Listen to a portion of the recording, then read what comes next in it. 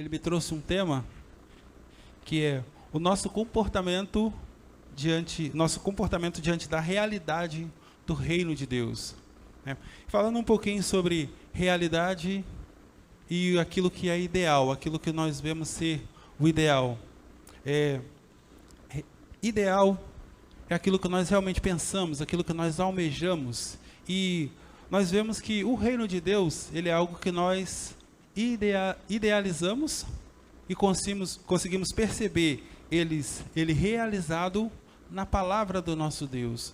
Mas essa percepção, ela só tem um meio, que é a fé. Nós não conseguimos poupar, nós não conseguimos pegar o reino de Deus, nós só conseguimos senti-lo nos nossos corações através da fé. E diante dessa realidade da existência do reino de Deus, que na verdade, quando nós vamos à Bíblia, nós vemos que existiram vários reinos, até mesmo quando nós vamos a Daniel capítulo 2, nós vamos ver lá um sonho de Nabucodonosor, onde houve a revelação dos poderes existentes, dos reinos existentes, em cada um dos períodos em que nós vivenciamos no mundo todo. E no final do sonho, Nabucodonosor viu uma pedra que viria aos pés da estátua, esmiuçaria ela de alto a baixo e estabeleceria um reino que jamais seria destruído. E esse é o maravilhoso reino de Deus, é o ideal de Deus para cada uma de nossas vidas. Ele fala aos nossos corações sobre tudo isso. Então, vamos entender um pouco sobre reinos. Agora, eu falei sobre ideal e real, vamos entender um pouco sobre os reinos. Um reino, normalmente, ele é construído de um rei, como nós vimos ao longo da história, vários reis, os reis, e todos os reis, eles estabelecem pessoas para estarem ajudando eles na tarefa de governar. E todas as coisas acabam girando em torno da vontade daquele rei que está ali naquele local. Tudo se articula para que se cumpra a vontade do rei. Mas quanto a Jesus, quanto a Deus, quanto ao trabalho do reino de Deus, será que nós, como servos dele, estamos realmente fazendo com que aqui na terra se cumpra a vontade de Deus, que é o nosso Rei Supremo, que quer estabelecer um reino que jamais será destruído? Será que nós estamos fazendo tudo isso? Ou simplesmente porque quando nós vemos essa pedra lá no Daniel capítulo 2, nós vimos que essa pedra, ela é o Senhor Jesus, né? A Bíblia revela isso no Novo Testamento, fala que ele será a principal pedra de esquina. Quem nela crê jamais será confundido. Então, assim, nós acreditamos no reino pela fé. E quando João Batista veio anunciado pelo próprio profeta Isaías, no seu capítulo 40, Isaías fala: a voz do que clama em meio a um deserto, prepara o caminho do meu Salvador. João Batista veio e falou, quando viu Jesus: é chegado o reino de Deus. Então, o reino de Deus, ele realmente está aqui, está entre nós. Nós podemos tomar posse do reino de Deus.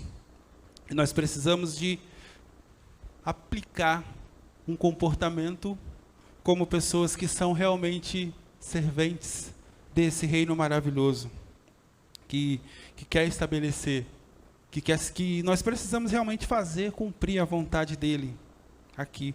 Então, assim, Jesus, no Novo Testamento, quando ele veio a este mundo, João Batista falou: é chegado o reino de Deus.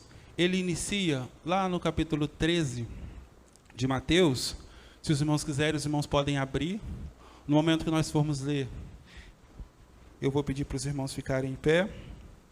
Ele conta uma série, a partir do capítulo 13 de Mateus, ele conta uma série de parábolas que falam sobre realmente os princípios do reino, né?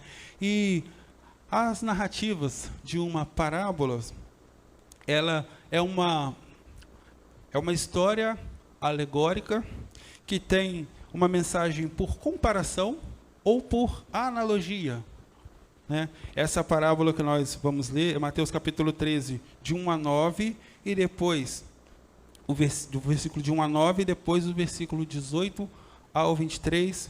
Jesus, ele conta, ele inicia essa série de parábolas que falam sobre os princípios do reino, contando a parábola do semeador, né? Ele conta essa parábola falando realmente como que precisa de ser o nosso comportamento diante da realidade do reino de Deus, que ele virá sendo anunciado, veio sendo anunciado pela palavra, e como é que nós vamos estar agindo diante da semeadura dessa palavra no nosso coração. Estou com a Bíblia de cabeça para baixo, mas vamos lá.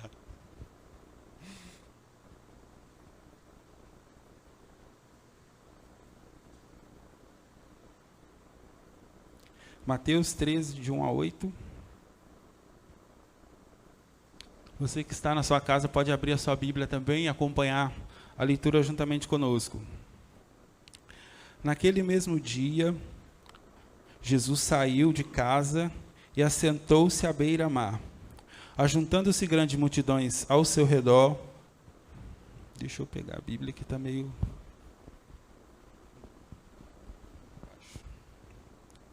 Ajuntando-se grandes multidões ao seu redor, por isso entrou num barco e assentou-se, enquanto toda a multidão estava em pé na praia.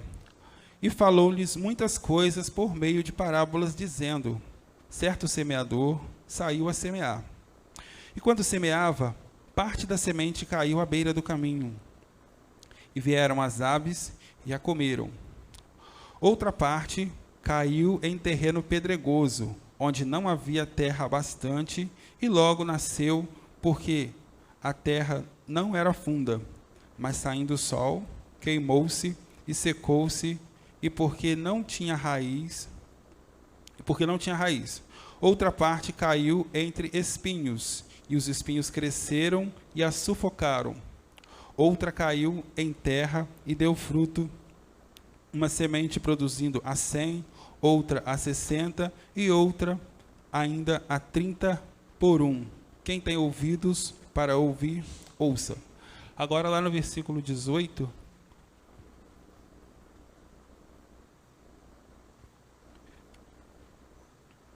Escutai vós, pois, a parábola do semeador.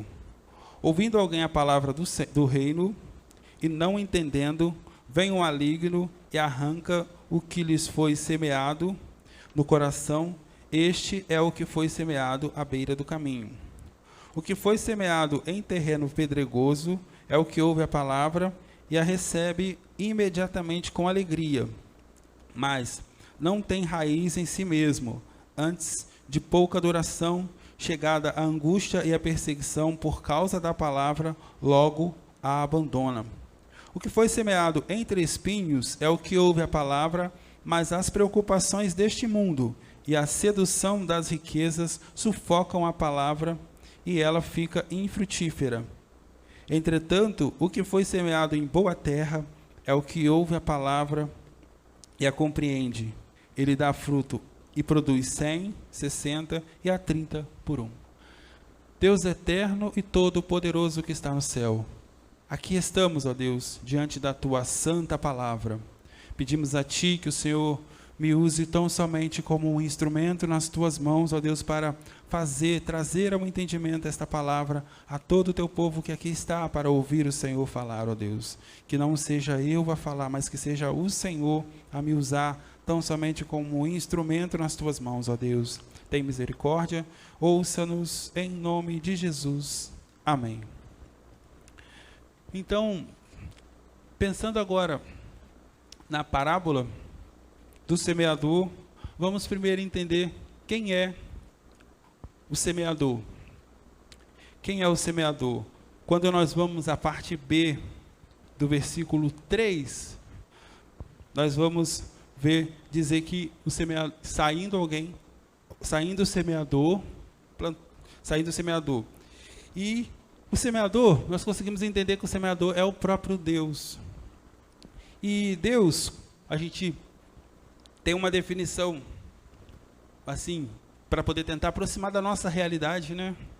Uma definição de Deus.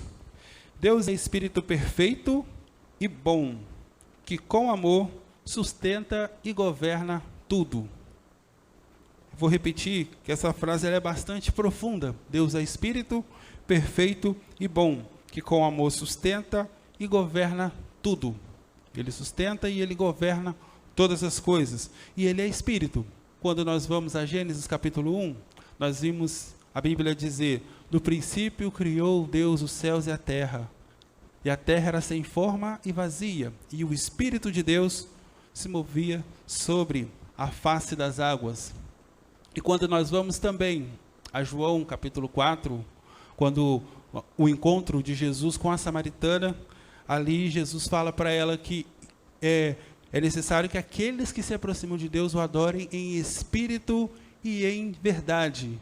Né? A Bíblia fala também que o Espírito de Deus testifica com o nosso espírito que somos filhos de Deus. Então, para que nós consigamos realmente estabelecer um vínculo de relacionamento com Deus, é preciso que nós estejamos em espírito.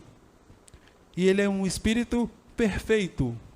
Ele é um espírito perfeito, porque todas as coisas que ele faz é perfeita, é boa.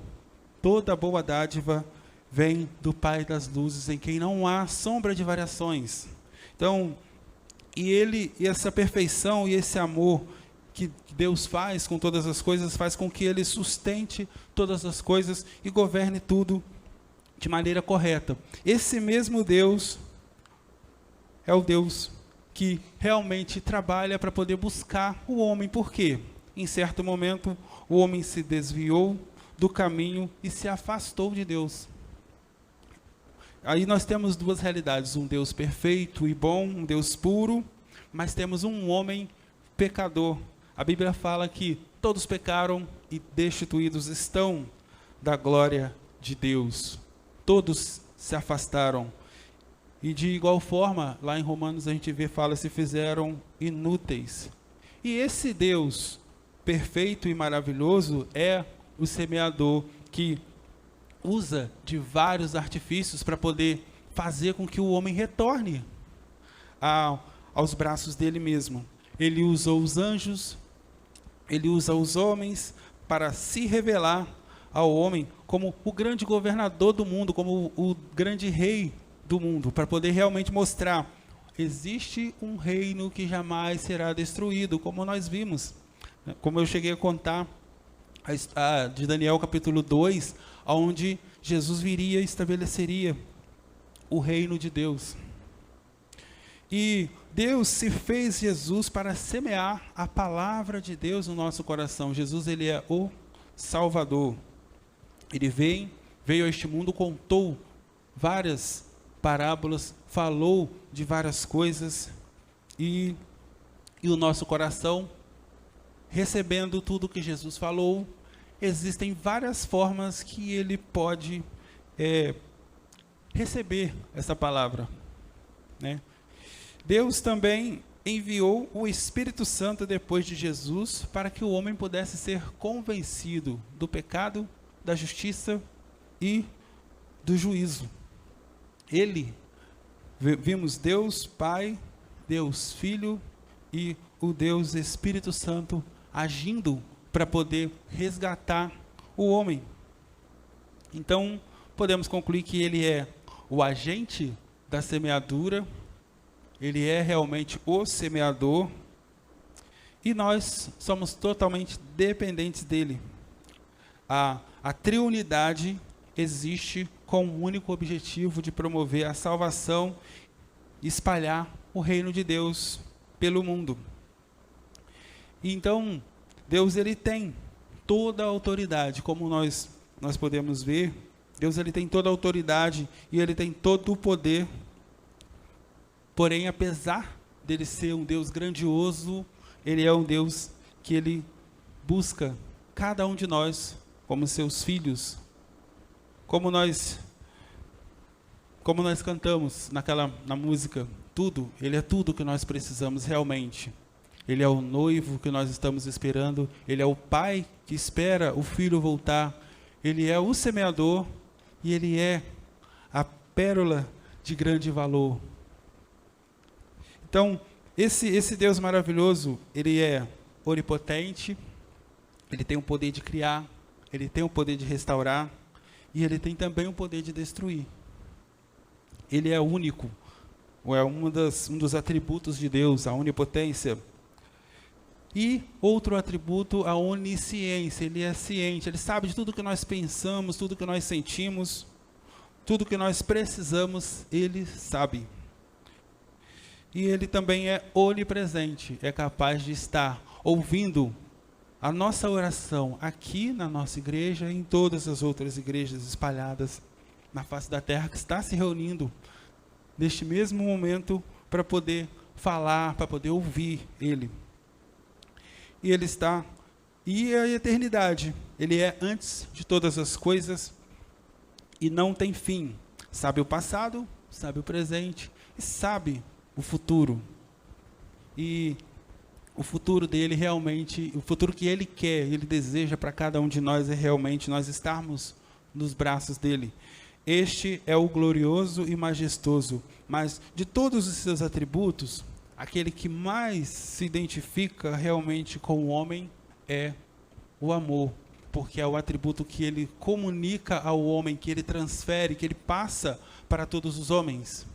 Né? Então, é dessa forma, é nesse amor que Ele nos resgatou e que Ele quer nos constrangir também. Assim como Ele em nós, o Espírito Santo de Deus habitando em nós, transfere o amor. Nós vimos que os frutos do Espírito, quais são os frutos do Espírito, qual é o resultado que acontece em nossas vidas quando nós temos o Espírito Santo de Deus habitando. É amor, bondade, longanimidade, mansidão. E com esse amor que Ele providenciou toda a sua autorrevelação ao seu povo, a todos nós.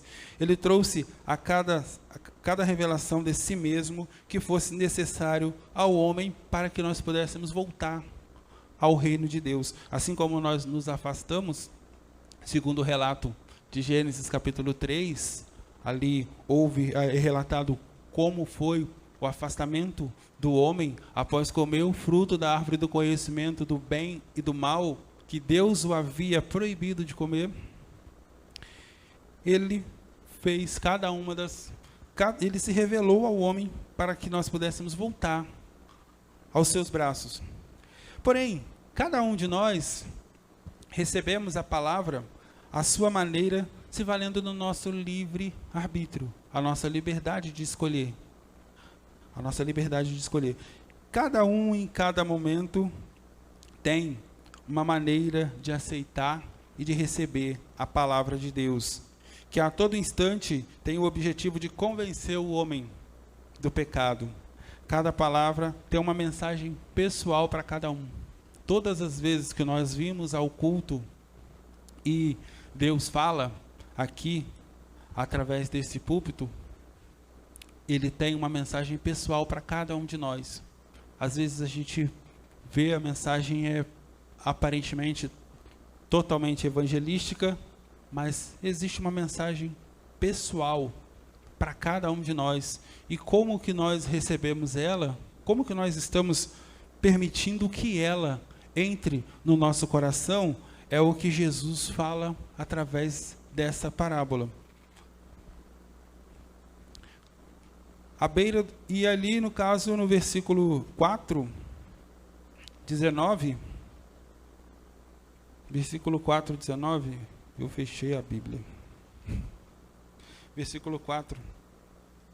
E no versículo 19, ele fala primeiro sobre caiu a semente que caiu à beira do caminho. Versículo 4. E quando semeava, parte da semente caiu à beira do caminho, e vieram as aves e a comeram. E o versículo 19, É o próprio Jesus trazendo a explicação do que significa a semente que caiu à beira do caminho. Ouvindo alguém a palavra do reino e não entendendo, vem o maligno e arranca o que lhe foi semeado no coração. Este é o que foi semeado à beira do caminho. Então, quantas vezes Deus nos chamou para poder fazer algo de maneira clara pela palavra e a gente simplesmente não dá ouvido a Ele. Em alguns momentos, realmente, Ele fala profundamente, Ele fala muito àquela pessoa ali e ela simplesmente faz de conta que não está ouvindo. E aqui, até ele faz um apelo, né, lá no finalzinho, no versículo 9. Quem tem ouvidos para ouvir, ouça. Quem tem ouvidos para ouvir, ouça.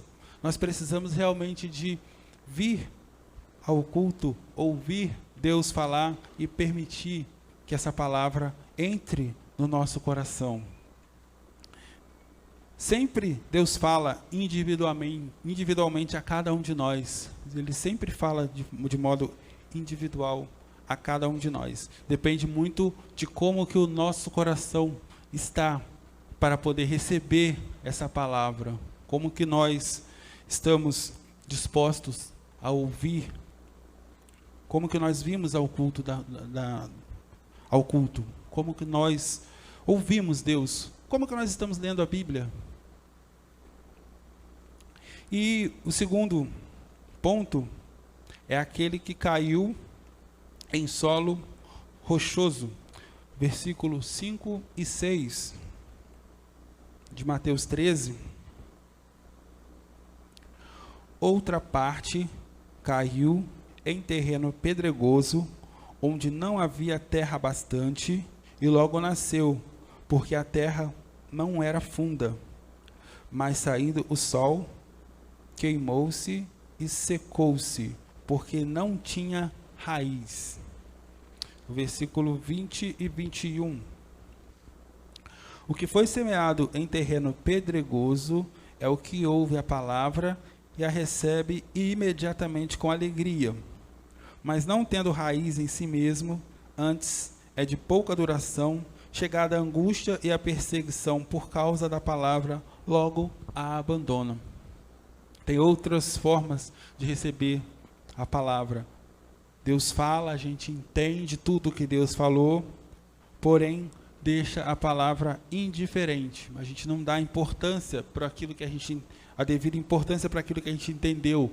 É simplesmente uma coisa mais emocional. Como nós vimos no próprio texto que foi projetado no nosso ordem de culto, e não vos conformeis com este mundo, mas transformai-vos pela renovação do vosso entendimento, para que experimenteis qual seja a boa, agradável e perfeita vontade de Deus. Então a gente entendeu tudo o que Deus falou, porém o nosso coração duro pode não permitir que ela realmente frutifique e produza raízes, para que possamos resistir a todos os intempéries da vida, todas as dificuldades que podem se apresentar diante de nós. Às vezes a gente pode considerar que foi realmente uma bela exposição bíblica, eu entendi tudo, porém precisava que o fulano, que eu julgo como pecador, que devia de estar aqui para ouvir, não é o fulano, sou eu que estou aqui, sou eu que estou ouvindo Deus falar, e Deus está falando individualmente comigo, para que eu possa realmente mudar a minha forma de pensar quanto às pessoas que estão carentes da palavra, ou até mesmo quanto a mim mesmo, que estou carente de permitir que essa palavra produza fruto no nosso coração. A Bíblia fala que enganoso é o coração do homem mais do que todas as coisas. Às vezes a gente ouve as pessoas falar, você precisa de seguir o seu coração. Você não pode seguir o seu coração, você precisa de seguir a instrução de Deus, constrangindo realmente o seu coração, a vontade própria sua. E então, assim, dessa forma, com o coração duro, nós simplesmente não permitimos que o Espírito Santo nos esquadrinhe, nos mostre quais são os nossos erros, as nossas próprias vontades, para que possamos enquadrar e aplicar a palavra.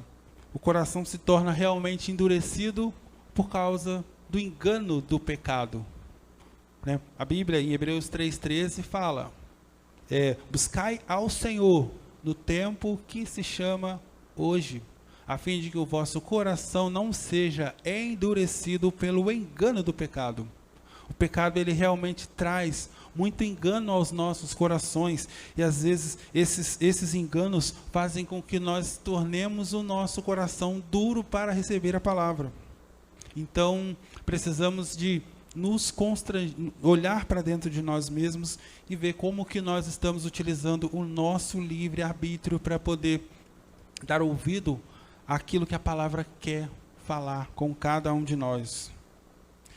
E os que foram semeados entre espinhos é aquele que está sem condições de sustentabilidade. Aqui no versículo 7 de Mateus 13, outra parte caiu entre espinhos, e os espinhos cresceram e a sufocaram. Versículo 22. O que foi semeado entre espinhos é o que ouve a palavra, mas as preocupações deste mundo e a sedução das riquezas sufocam a palavra e ela fica infrutífera. Quando estamos com o coração amolecido pela palavra, porém, existe muita coisa que eu considero mais importante do que o reino.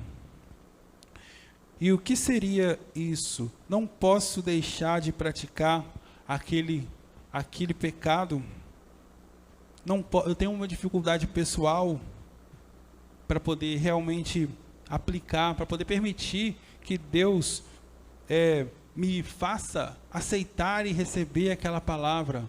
As tribulações, as dificuldades deste mundo, eu fico naquela de que eu não consigo, eu não vou conseguir. Eu tenho muita coisa que eu precisaria de abandonar para poder realmente ter uma intimidade maior com Deus, que quer estabelecer um reino. Acaba que se nós nos tornamos uma pessoa idólatra dos nossos medos pessoais, das nossas dificuldades em obedecer, as nossas provações, elas são como se nós considerássemos as nossas provações maiores do que Deus.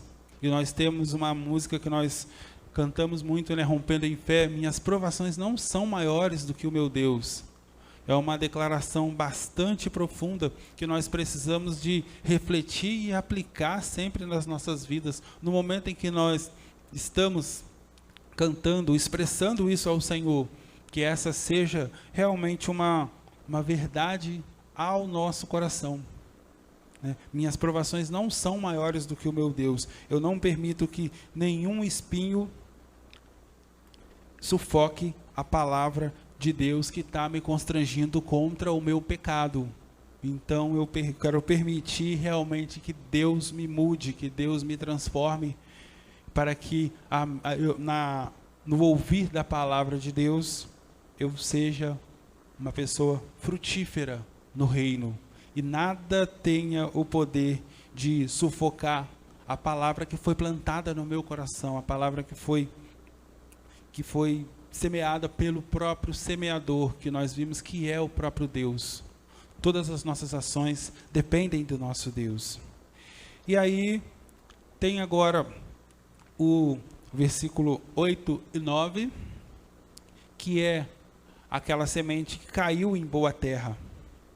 É o coração quebrantado e contrito.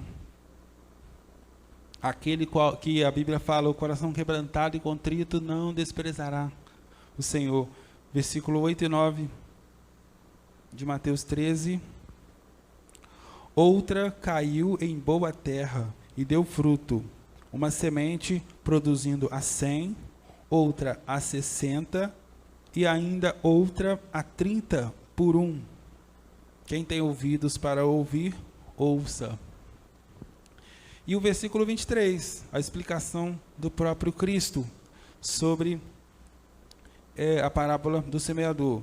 Entretanto, o que foi semeado em boa terra é o que ouve a palavra e a compreende, e dá fruto, e produz a 100, a 60 e a 30 por um. Aqui cabe uma pergunta para nós, né? Qual é o fruto? Quais são os frutos da nossa fé? Quais são os frutos da palavra que foi plantada no nosso coração? Esse realmente, aí a gente já consegue recorrer até uma outra parábola, né? Esse se torna como se fosse um grão de mostarda, porque a palavra produziu a fé, e a fé cresceu e floresceu, se tornando como é o desejo de Jesus em nós, tornarmos-nos sal da terra e luz do mundo. Vós sois o sal da terra e a luz do mundo. Nós precisamos realmente de permitir que Jesus nos faça sal da terra e luz do mundo. Por quê? O sal é aquele que traz sabor, aquele que traz sabor à vida. O cristão é aquele que vai mostrar para as pessoas do mundo que vale a pena viver ao lado de Cristo, vale a pena viver com Jesus. E luz do mundo, o próprio Jesus, ele falou: eu sou a luz do mundo. E ele também falou: vós sois o sal da terra e a luz do mundo. Nós somos a luz que reflete a luz de Jesus para todas as pessoas. Nós precisamos de realmente falar sobre este evangelho do reino que veio aos nossos corações, que nós tivemos esse contato, e hoje nós temos isso não mais como algo distante ou real, mas algo distante ou ideal, mas algo real que nós vivemos. Jesus, ele realmente tem essa intenção maravilhosa de estar fazendo de nós sal da terra e luz do mundo. É aquilo que nós sentimos literalmente no ato da nossa conversão. Imagine o que aconteceu no nosso coração, o que aconteceu conosco quando nós nos convertemos a Jesus. Nós queríamos fazer de tudo, queríamos estar ouvindo, queríamos estar lendo, queríamos estar orando, queríamos estar na casa do Senhor. Sabe, nós tínhamos muita vontade, isso realmente era algo que movia a nossa, fazia com que nós saíssemos realmente da nossa zona de conforto. Então, assim, a gente precisa de buscar, retomar isso, permitir que a palavra, que o nosso coração novamente se torne uma boa terra, porque com o passar do tempo, a gente pode se perder, pode deixar de lado um pouquinho. Olha, eu já conheço esse versículo várias vezes, eu já ouvi esse versículo várias vezes, mas esse versículo pode estar querendo falar uma coisa diferente com você, no momento em que você está vivendo. Então, a difusão da palavra tem que produzir fé, que germina e torna uma árvore frutífera. Aqui no capítulo 13 ainda de Mateus, nós podemos ler aqui no versículo 31 e 32, versículo 31 e 32, é a parábola do grão de mostarda. Outra parábola lhes contou, dizendo: o reino dos céus é semelhante a um grão de mostarda que o homem tomou, plantou no seu campo.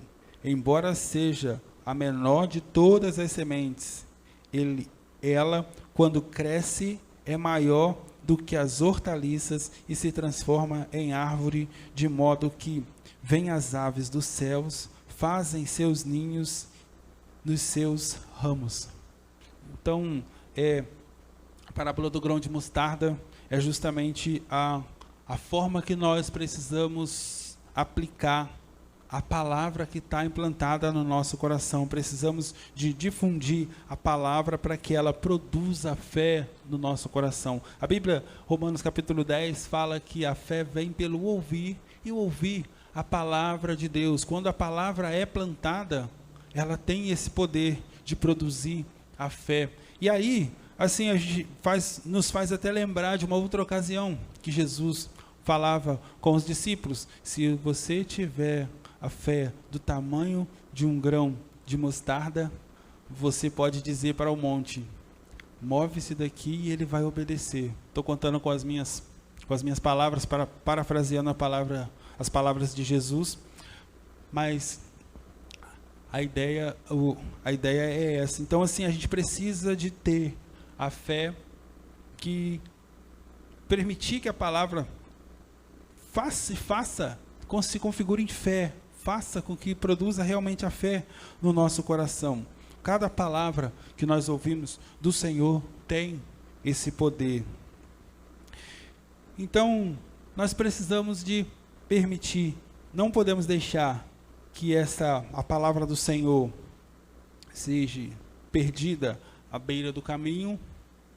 Não podemos tornar o nosso coração um solo rochoso, e não podemos permitir que as dificuldades e tempestades da nossa vida não permita o germinar da palavra do Senhor, da semente da palavra do Senhor que foi plantada no nosso coração. Mas precisamos ter um coração quebrantado e contrito, uma boa terra, um coração que foi realmente trocado pelo nosso Deus.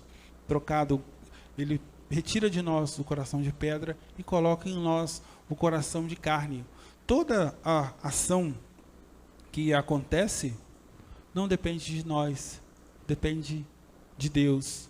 Nós somente precisamos permitir, precisamos usar a liberdade de escolha, o nosso livre-arbítrio, para poder permitir que Deus faça. Deus tem capacidade de entrar naquele coração. Só que nós não podemos duvidar. Precisamos crer que Ele é como se nós ouvimos Jesus contando: se você tiver fé do tamanho de um grão de mostarda, você vai dizer para esse monte que se transporte para outro lugar, e ele vai se transportar. O coração das pessoas que estão sem conhecer o Evangelho, às vezes o nosso pré-julgamento, nós dizemos assim: aquele lá não vai se converter ao Senhor, não, porque aquele lá tem um coração muito duro. Mas Deus, Ele tem o poder de transformar corações. Assim como Ele tem o poder de transportar montes, Ele tem o poder também de transformar corações. Certamente que transformar corações para Deus é mais difícil do que transportar montes, porque depende do coração que se permite ser transformado, que se permite usar do seu próprio livre-arbítrio para poder decidir, para poder escolher estar ao lado de Deus. Então, nós precisamos de permitir que Deus fale a cada um dos nossos corações. Deus fala poderosamente por meio de nós, quando deixamos a palavra fazer morada no nosso coração. Que isso seja algo que realmente nos mova, né? Que nós possamos permitir o grande semeador, que é o nosso Deus, fazer a palavra produzir esses frutos a cada um de nós. Amém?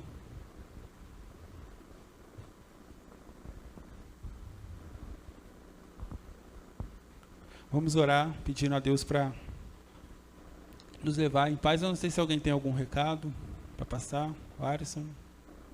Vamos.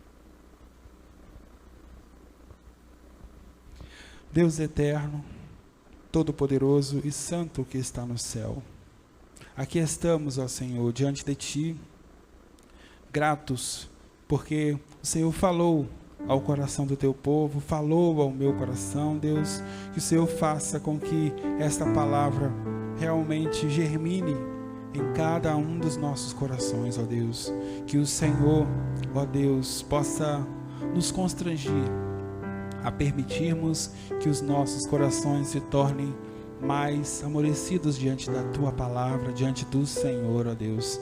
Abençoe cada um de nós, ó Pai.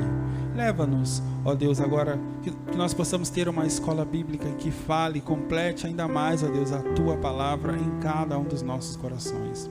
Obrigado, Senhor, por nos falar. Nós oramos a Ti, no nome santo do Teu Filho amado, Jesus Cristo. Amém.